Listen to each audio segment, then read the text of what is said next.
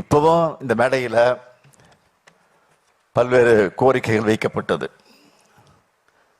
SDPI தலைவர் சகோதரர் நெல்லை Mubarak அவர்கள் நபிகள் நாயகம் அவர்களை பற்றி பாடத்திட்டத்தில் சேர்க்க வேண்டும் என கோரிக்கை வைத்தார். ஏற்கனவே அந்த பெருந்தகை அவர்களை பற்றி தமிழ்நாட்டு பாடநூலில் சேர்க்கப்பட்டிருக்கிறது என்பதை நான் மகிழ்ச்சியோடு தெரிவித்துக் கொள்கிறேன். மற்றதுக்கும் கோரிக்கைகள் எல்லாம் பரிசு வழங்க வேண்டும் என்று சொன்னீங்க.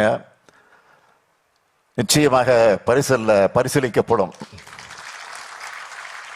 உறுதியாக பரிசீலிக்கப்படும். நியாயமான கோரிக்கை நிச்சயமாக நிறைவேற்றி தருவோம்.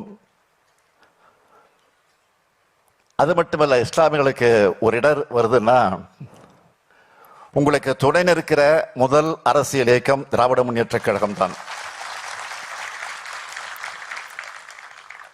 குடியுரிமை திருத்த சட்டத்துக்கு எதிராக உண்மையான தோழமை உணர்வோடு போராடினது திமுக தான்.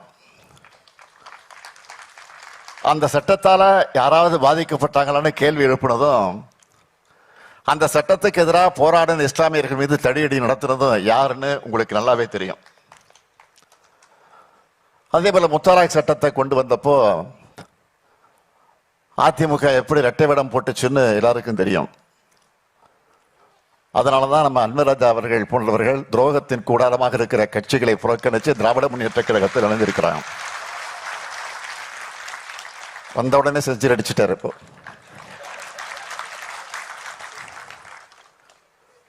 அதே போல வக்ஃப் சட்ட திருத்தத்திலையும் அதிமுக நடத்தின கபல நாடகத்தை எல்லோரும் பார்த்தாங்க.